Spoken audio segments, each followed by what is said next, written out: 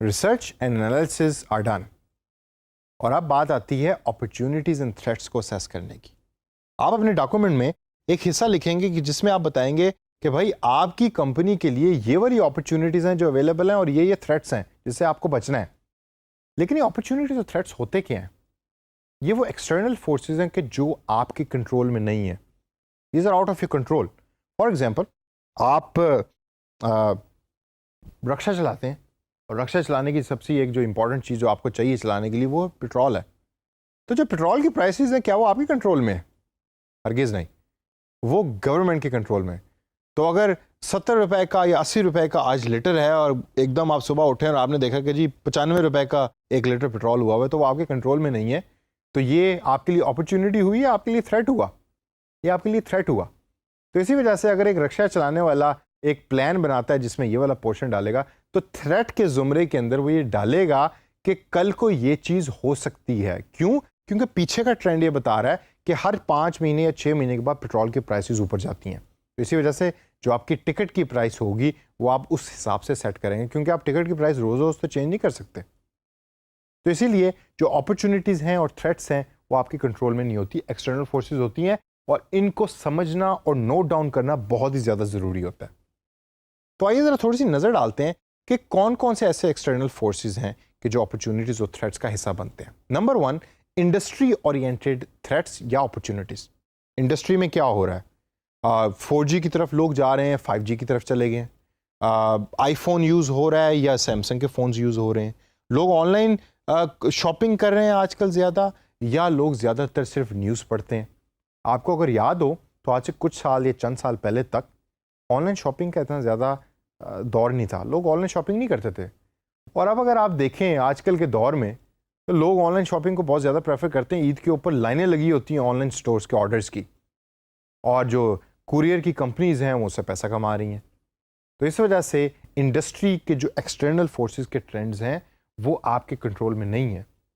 तो ये अपॉर्चुनिटीज़ भी लेकर आते हैं और थ्रेट्स भी लेकर आते हैं। फिर आता है customer base related opportunities and threats, कि कस्टमर चेंज कैसे हो रहा है।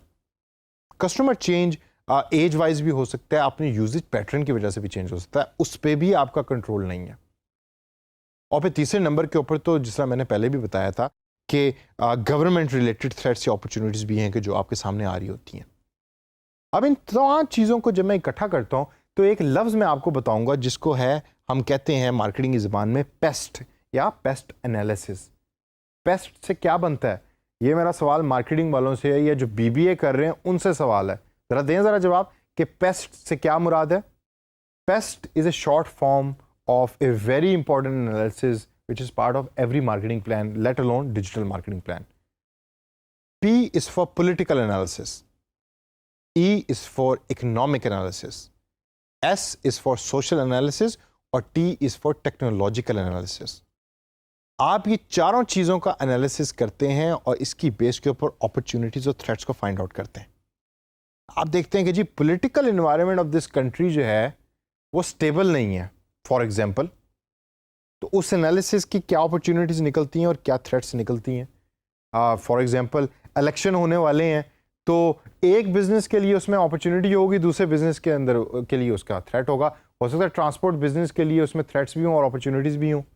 गाड़ियाँ बेचने वाले बिजनेस के लिए उसके अंदर अपॉर्चुनिटी हो कि जी अब इलेक्शन होने लगा है और बहुत सारे जो लोग हैं वो पिजारो खरीदेंगे या बड़ी बड़ी गाड़ियाँ खरीदेंगे, तो मैं ज़्यादातर वो वाली गाड़ियाँ खरीद लेता हूँ इन्वेस्टेड रेट के ऊपर, और जब वो इलेक्शन का टाइम आएगा तो वो गाड़ियाँ बेचूंगा। तो वो अपॉर्चुनिटी हुई। और थ्रेट, अगर आप एक ऐसे रूट के ऊपर अपनी गाड़ी चलाते हैं कि जो इलेक्शन रिलेटेड रूट है, तो शायद हो सकता है कि वो ट्रैफिक ब्लॉक हो और आपके जो कस्टमर्स हैं उस गाड़ी के, वो आप लूज़ कर जाएं, तो वो आपके लिए थ्रेट होगा। तो ये तमाम चीज़ें आप डिफाइन कर रहे होते हैं बेस्ड ऑन पेस्ट एनालिसिस। इसी तरीके से सोशल नॉर्म्स क्या हैं? लोग खाना ज़्यादातर घर पे खा रहे हैं, बाहर खा रहे हैं, दैट्स सोशल नॉर्म। इकोनॉमिक के अंदर इकोनॉमी आपको क्या बताती है? डॉलर कितने का था और कितने का हो गया, क्या मुझे डॉलर खरीदना चाहिए?